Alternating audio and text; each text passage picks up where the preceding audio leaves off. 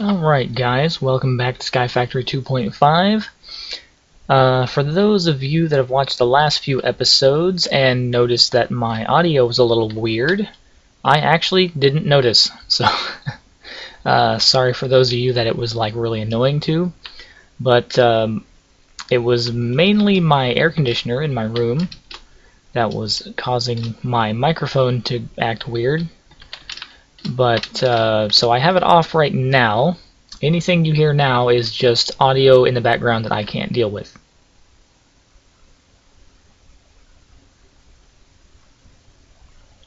You may hear something that's like a little bit of a flappy AC or like a fan sound. I don't even know what that is. There is absolute silence in my room.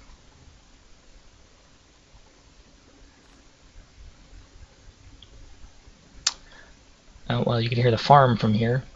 Anyway, that might be some kind of static interference or whatever with the mic itself, like plugged into the computer. I've had that issue before, like on an Xbox chat thing where you could hear feedback, but it's quite enough to be manageable until I can figure out what's going on. So I've put it off long enough, and I've actually built an entirely different system, and it was way better. But now I'm going to tear apart my own system here, the IMI system I'm talking about, and rebuild it, and it will be better. So without further ado, actually before there will be slight ado, let me put away this stuff here. I was planning on checking out a different dimension, but I'm going to put that off to get this done. So let me just put my toolkit away. Keep the Baconator.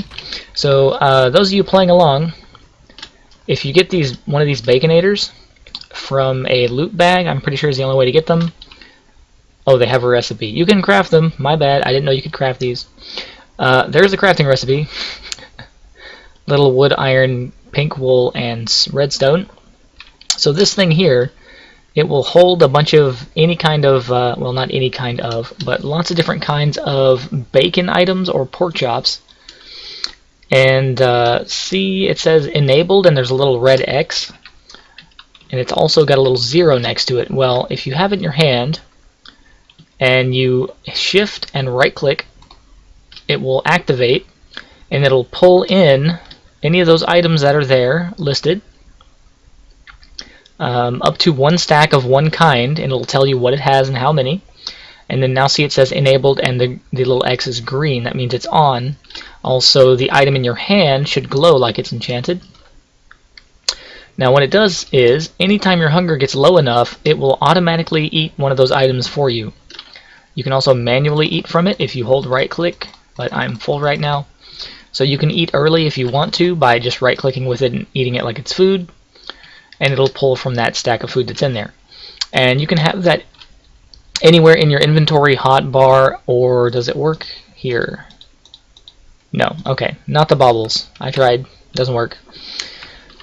Anyway, that's enough ado. Let's get this done. So thank you to, now I'm gonna have to check, Robert Winkler, I believe it was. I'm going to check my comments page just in case I'm wrong. Robert Winkler, thank you for the comment on YouTube about the storage bus. That is very helpful. I used it in our multiplayer server that I'm playing on. Very, very helpful. We moved a bunch of caches to our IMI room that we built, like this kind of setup here.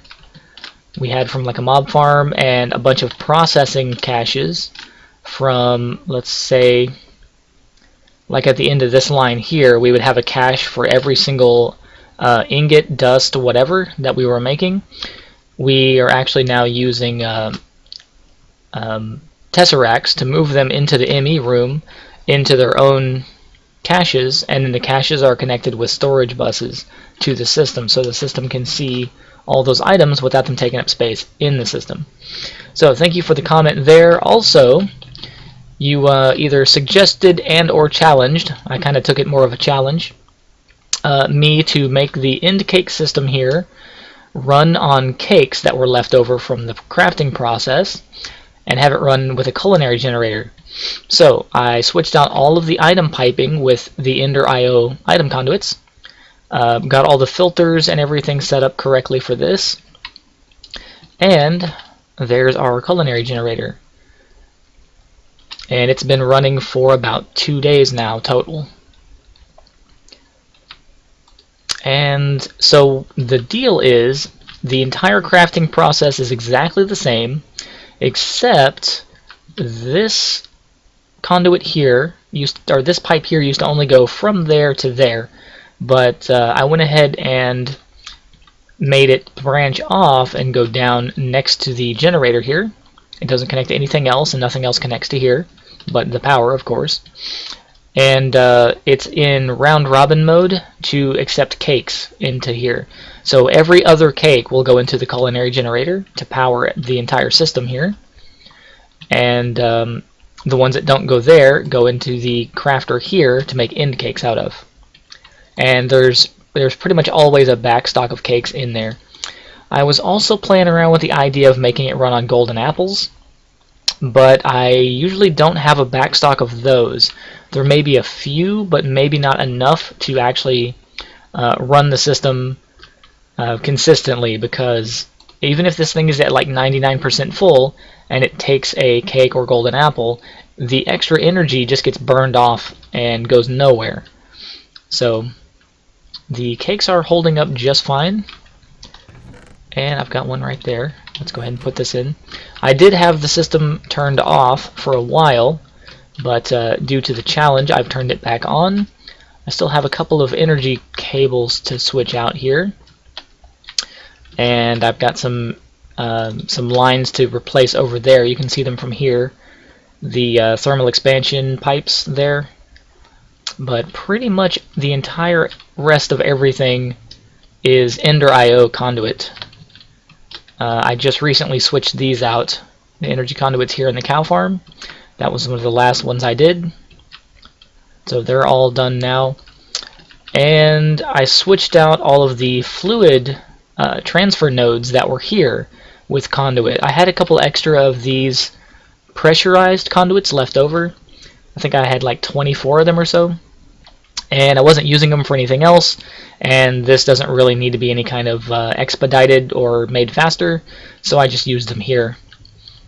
So those are not the highest tier, they're the second tier, and I just had them laying around and used them. So those are there. Everything else is the best tier, highest tier. And these pipes, unlike the transfer node and the pipes that go to those, the transfer pipes for those, these pipes take up the entire block that they're in. So this floor here, I actually had to move down to the next block, and due to the fact that it's in the next block, means that I had to reroute this pipe coming under here down one extra block to go around that block. You can see that it's not flush with the bottom of there. It kind of sticks down that extra little bit. So anyway, minor inconvenience, but no big deal. If I ever need to expand the system downwards to these tanks, I can always expand it from right here. I have a nice midpoint to branch from. Anyway, more and more ado later. I keep putting this off, don't I? What else? I keep thinking of things that might need to be mentioned, but not really. So let's go ahead and start breaking this thing down. I'll start up here.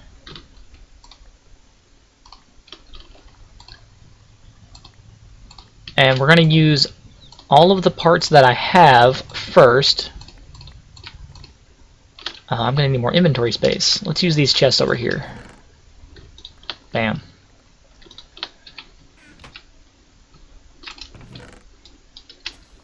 You can see all the recipes I had in the system there. Well, not all of them, there's still more. Tons of recipes. I like this thing to know what it's doing. I was actually starting to get mixed up with from this world with the server that I'm on in the department of what recipes does my ME system know, because the let's see, the ME controller here, I had recipes in here that will teach it how to build another ME controller. I actually just made this one about 20 minutes ago and placed it down, but I was getting mixed up. I was like, I know I have a recipe for this in here. Why is it not here anymore? You know, I thought maybe somebody moved it. Maybe it got taken down and it's in somebody's inventory because everybody has item magnets turned on, which is another item I don't have yet, but I will. So I can turn off the quote-unquote cheaty magnet mode up here on the left. It's not too bad though. Ooh, that's a lot of recipes. 2 chests worth. Plus some, probably. There may be some here. Yep, there's a few. Crafting computer, that was entirely wrong. For those of you that know what you're doing in ME, on the AE system, I apologize for the face palms and all of the trouble I was having at the beginning. I need to find a new chest. Let's put this stuff over here for just a moment. So much stuff. I didn't realize there were this many items just sitting here. Just the sheer number of blocks that are here. They add up quick, I guess. Anyway, for those of you that know what you were doing, sorry about all that. I'm new to the AE/ME/whatever systems. And I have since learned quite a bit. So let's get started. We're going to put the controller somewhere kind of in a central location. Oh, that is a full block. Okay. We want it kind of in a central location. I'm thinking right about here by the torch, so we can branch out in every direction. So that will be one of the first things I get is our controllers. And I keep looking in the wrong chest. After we have the controllers down, I want to put a... I kind of need an energy acceptor. Where did I drop that? It's probably in the other thing. But the controllers, I'm going to start with 2 and eventually have a couple of more going up from here. Oh, the Tesseract is there. Yeah, let's go and just put it under the Tesseract, whatever. So directly underneath. And I will stack them up from there. There can be, these controllers can have up to, or they can be up to 7 blocks apart from each other. And you can put like tons of them together, but they can only share 2 blocks. They can be connected to 2 blocks on one axis. No. 2 blocks on no more than 2 axes? Okay, now I'm getting it mixed up. Anyway, so basically you can make straight lines out of these. You can make a T shape, but you cannot make a plus sign because the block opposite the other 3, so this is one axis up and down, and then the second axis would be left and right. So whenever you put the block here, it completes that axis, and that's 2 different axes, and it turns off the blocks because they are incorrectly placed. So you can have lines, you can have T shapes, but you cannot have plus signs. You can also have like cubes as long as you don't continue the lines past where they intersect. So I learned that earlier today, really. Okay, so let's find our... There's the energy cell. Where did I leave the acceptor? Is it there? Yes, it is. Now the acceptor you really don't even need, apparently, but it's a good buffer block to have if you're using power from any kind of random mod in the game. The acceptor converts random power types to the AE power type. Okay, now we're going to put some dense cable down. I probably should have crafted a few more of these, but I can replace them later. So let's go with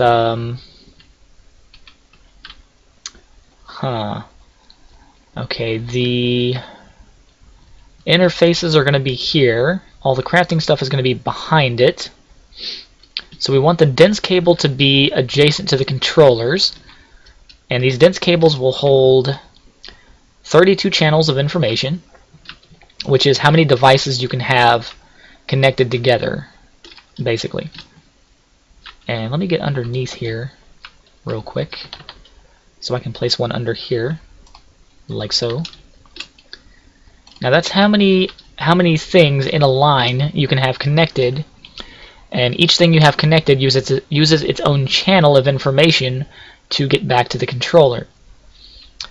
So whenever the line has too many things on it, then it'll start turning things off. Like the furthest away thing gets turned off first, and then it makes its way towards the controller. So if you have items that are not working, check your channel numbers, or the number of channels available. If one of the pipes or one of these cables is the maximum channel number used on it, then you know to look around for alternate pathing that you can use for your cables, or move a device to a different line. That sometimes works also. Alright, what other kind of cables do I have? There's some smart cable, glass Fluix cable. Those are really terrible. Let's go ahead and just get all the cables out. 7 smart and 5 bad ones. Alright. So the monitors I'm going to put here. I've got 3 of them. So I want them up front where I can just click on them and look at stuff. Storage bus, interface, assemblers. Why are these and those not together? Oh, okay, whatever. They just didn't want to auto stack. Alright, so I've got a pattern terminal, a crafting terminal, and an interface terminal. And the terminals are all very similar. So the crafting terminal I want first. This is basically just like a crafting bench, but it shows your inventory that's in your ME system. The second one I want is the pattern terminal. This is the one that you create your patterns in. It also has a crafting grid to create your patterns with, but you can use it as a normal crafting grid. And it also shows your inventory for the system. The last one is the interface terminal.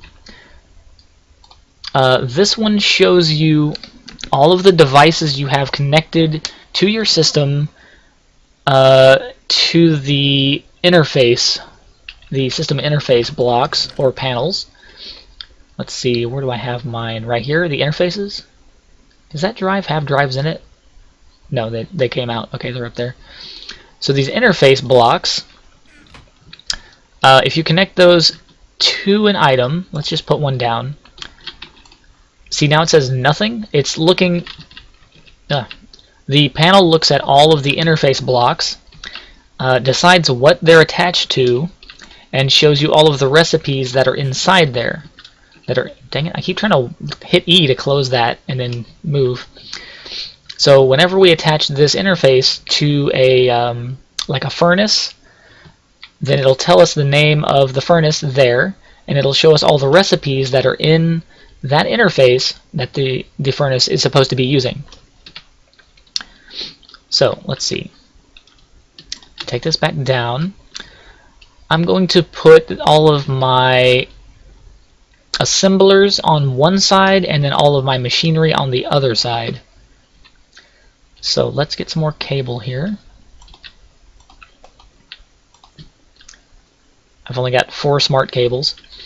The first thing I want to do is put down the assemblers and give them some recipes so that I can start crafting more cables. There we go. Also, these interface blocks, normally when you craft one of these interfaces, it's a full block like that. But you can take it, put it in your crafting window, and turn it into these little panels. Now, if you notice, see the edges of the glass on the assembler itself, how they have that little rainbow pattern? It kind of matches the controller there. If we break this line, see how it does not have it now. That means it is not active because these assemblers need a cable or an information channel to go to them. So these interface blocks will fulfill that role, as you see here. Now it's back on. But the panels, let's put this one down. The panel will not. So you can put the panel down and then the cable will attach to it. So now it's on because the cable is going through to this one and this one is giving it power.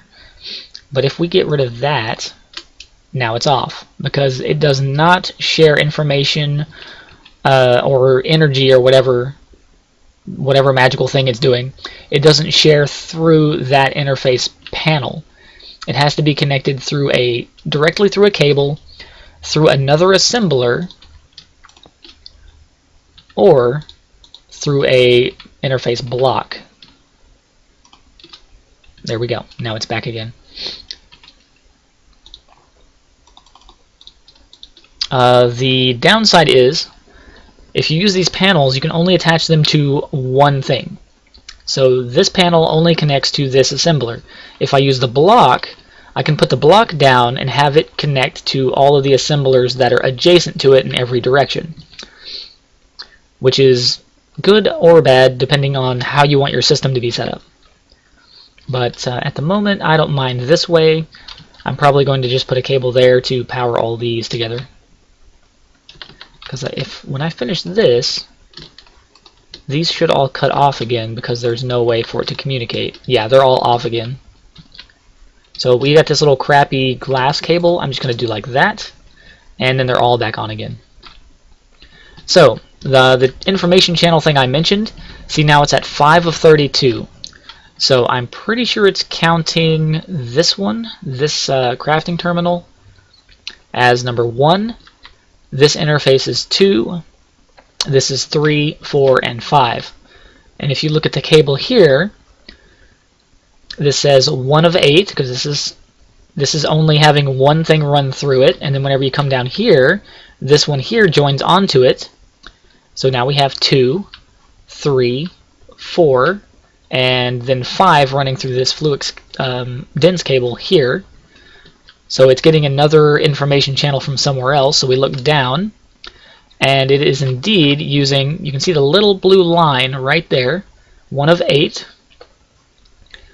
Otherwise, if that cable wasn't there, it would have to go this way, which is I would rather it do, and use this line here to go across and up.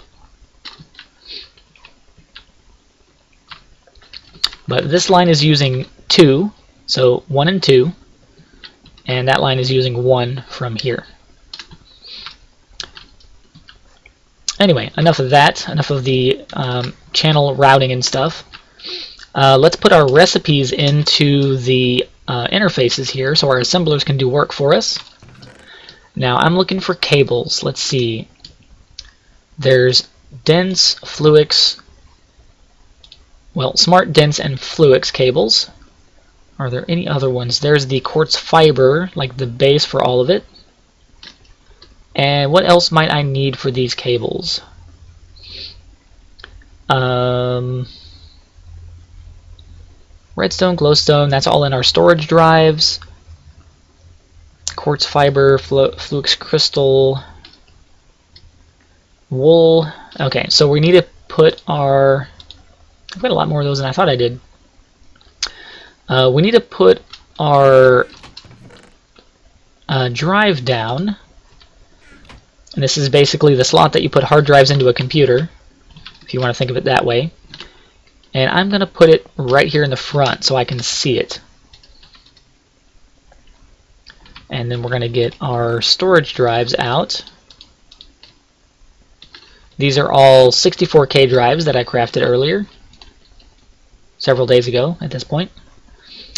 And I want to put in the most full one first, just because I'm like that. Doesn't really matter which way they go in. So now we have our items in the system. We can actually look at them all. And we have 4 molecular assemblers attached to interfaces, but no recipes. So let's go ahead and put our recipes in.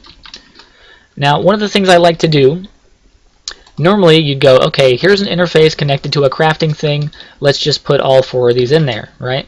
And I've even got another one. Let's just toss it right there for later. So you can say this assembler now knows how to make all these cables.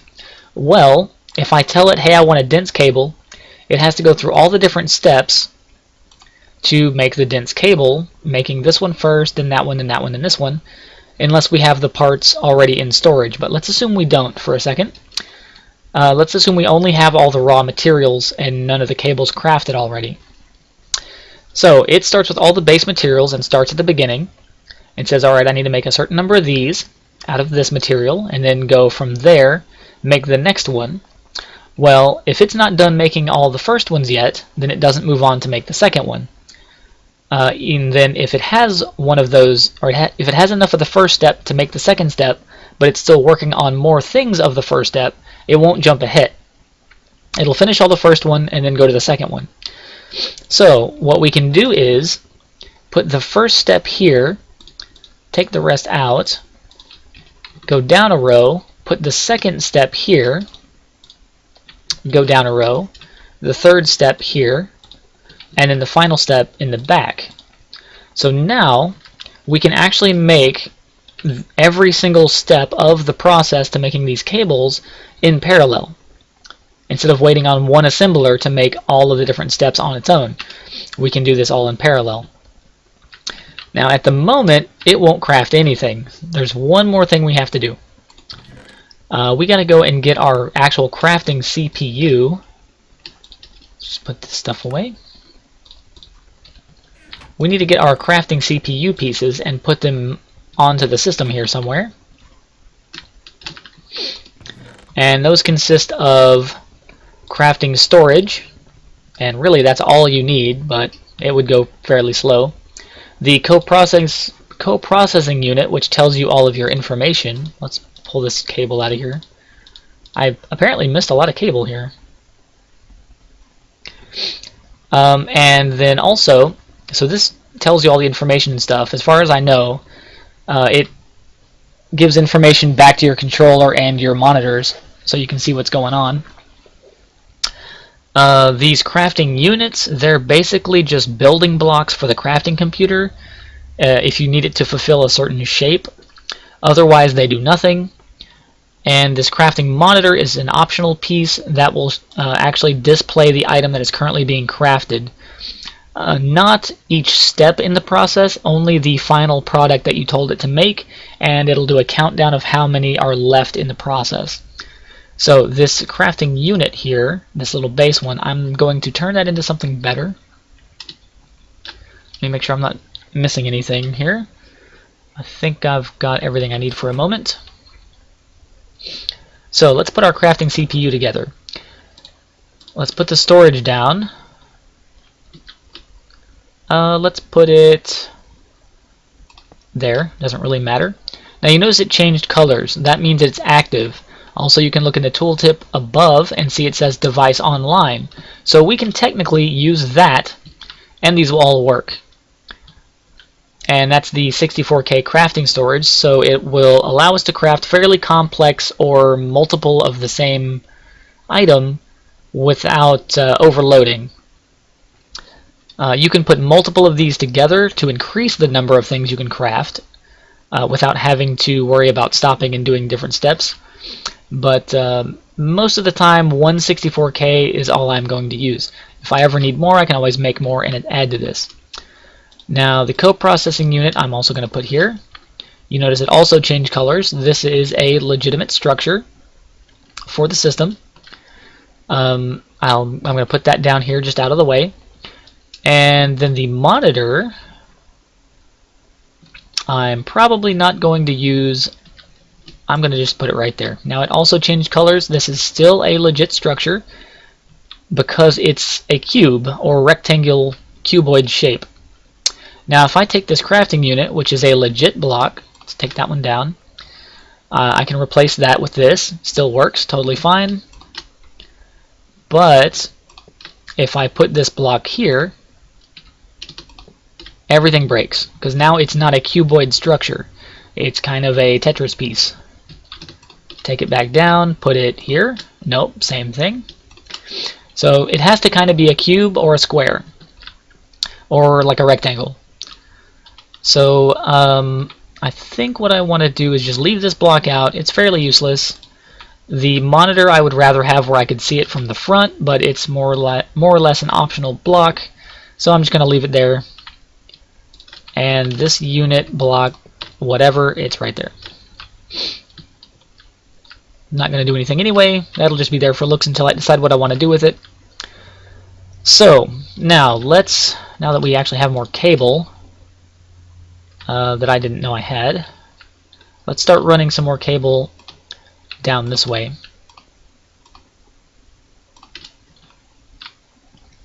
And I'm going to put another assembler right there.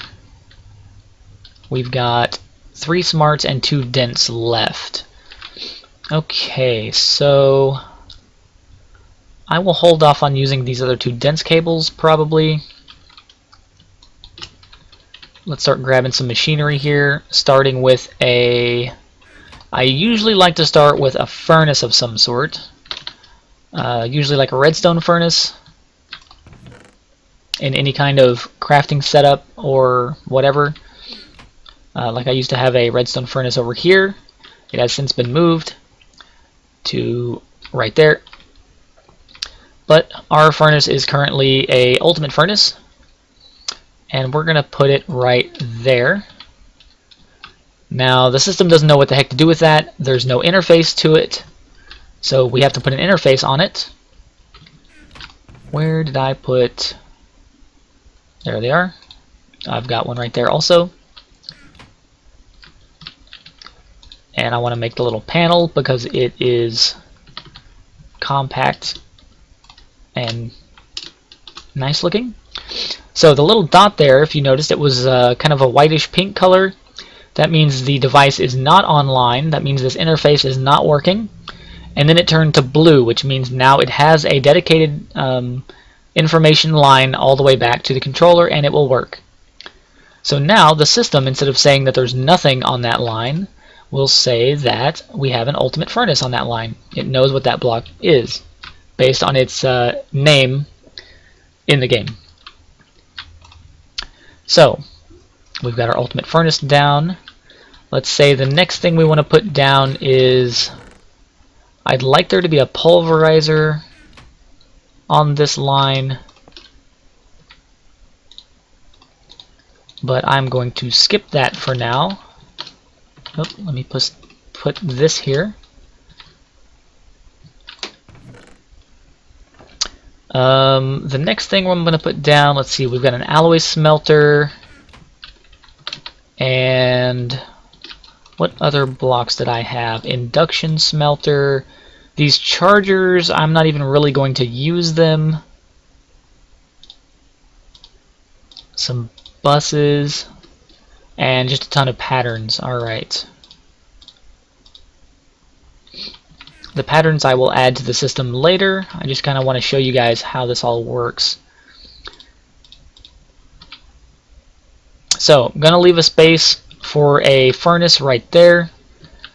Next block is going to be the induction smelter, and we need a interface to go on that.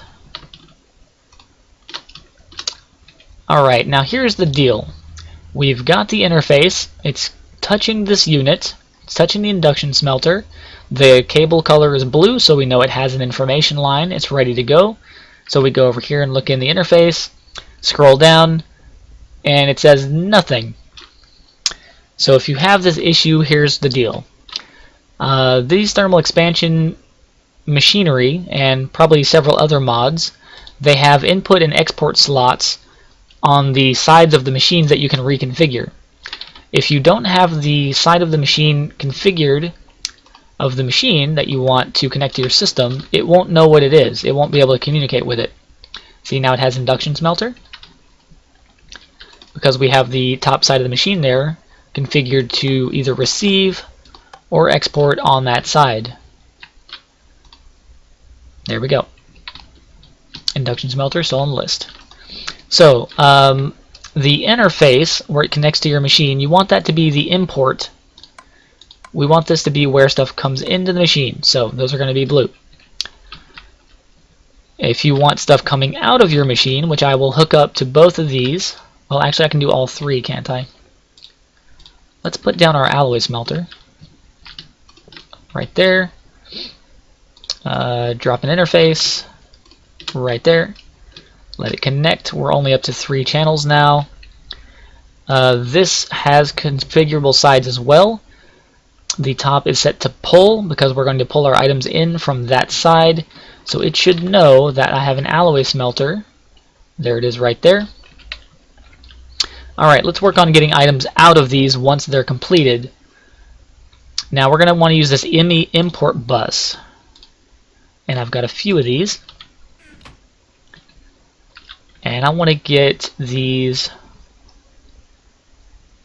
Actually, I need to move everything back 1 square, don't I?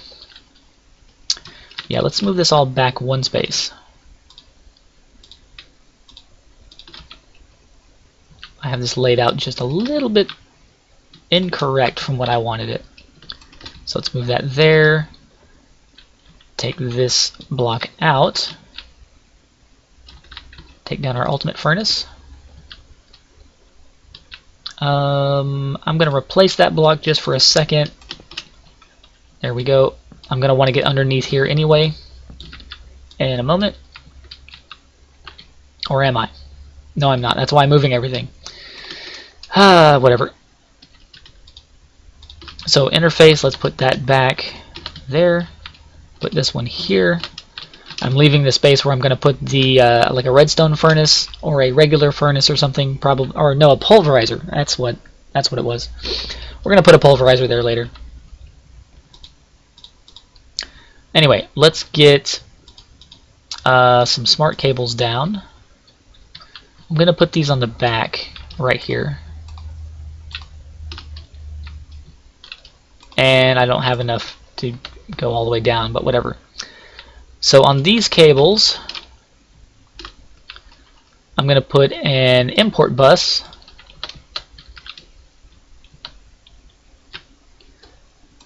Like so. Now that's ready to go. That's active. The import bus pulls in items from whatever it's attached to, and you can filter it by using the little spot in the middle. You can put up to 9 items in it, but to expand after that one little block in the middle, you have to put capacity upgrade cards in these slots on the right here. The first one will add, I think, 4 slots on the sides, and then the second one will add 4 slots in the corner. So you really only need 2 capacity upgrades to use all 9 slots on this import bus. You can also add acceleration cards to it that will increase the number of items that it will import on that line. And now that I have looked at it and thought about it, I do need this on the bottom because the ultimate furnace works like a vanilla furnace and exports items that are completed to the bottom.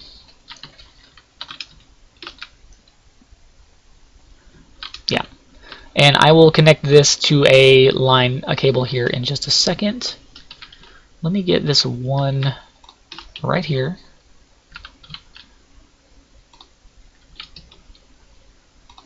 Hook it to there. And this is just kind of a jumbled mess at the moment. I will fix that off camera. Don't worry about it. So that will now, whenever there are items completed in the ultimate furnace, remove them and put them back into the system. These other ones, I'm going to put the import bus on the back right there. Now those are ready to go because you can configure the sides of these to be the export on any side that you want. So let's configure The back is going to be push. I think I had it here. Yes, I did. Nothing there. No other side is configured. So now that's ready to go. Import and export. Okay, so say we want to use this furnace. We have fuel in it, and the fuel runs out. Well, how do we tell the system to put more fuel in there? That's where our export bus comes in. Works the same as the import bus. Well, I don't think I have one crafted, but let me open up the import bus here. Works the same as the import bus, but it tells the system to put the items into a connected inventory. It exports them. So what you can do is put an export bus on the side of the furnace, in this specific instance. That could also be a chest or whatever inventory you want to fill. And then you put the item that you want to be there in the middle slot, because that's going to be the first one available to you. It works the same as this with the expansions. And it'll tell the system, take any of those items in the system and export them into that inventory. So on this furnace, I would put the export bus on the side, which I'm going to put in the back there. And I would put a filter. Well, it's already got the filter on it, but inside this filter right here in the middle, I would put a piece of coal or sticks or planks or whatever I want to use for fuel. This one specifically is going to be sticks, because I'm getting them out of the mob farm and they can be used as fuel. So I'm going to export sticks into this and use them for fuel there. And I think that is the entire completed working system. There are also fluid blocks from extra cells that are here in the mod pack, so you can import and export fluids and store them in their own drives. But I will get into that later, but I've been doing a lot of that lately as well on our server. So now that I have explained all of that, got all our machines down, I need to tesseract some power in here for these other machines, and that's going to come through, man, you know what, that's going to go through the back, isn't it? And then I can put the export line on the bottom back up to there. Yep, alright, so I've got a little bit of redesigning to do off camera, but I'd like to just explain how it all worked while I was building it back together for you guys. And now it's more laid out, easily expandable, and not cluttered and confusing. You can see everything going on here. Anyway, so I gotta go and redistribute all these patterns into stuff and fix a little bit of cabling issues here. But until next time, guys, thanks for watching. Leave a comment, leave questions. What else? Subscribe if you're not and you're enjoying the series. Follow me on Twitter, on Twitch at LegendShift. You can also hit me up on twitch.tv/LegendShift. I stream there occasionally. Let me know if you want to see the things I'm doing on our multiplayer server. If you're interested in that, I may do a server tour if people ask for it. But yeah, until next time, guys, I'll see you then. Have a good day.